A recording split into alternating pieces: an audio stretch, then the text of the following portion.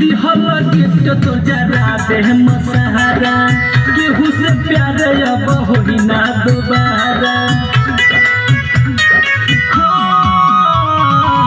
दिहल गिफ्ट तो जरा दे मसहारा केहू से प्यार अब होई ना दोबारा। हमारा है अंगना के फूल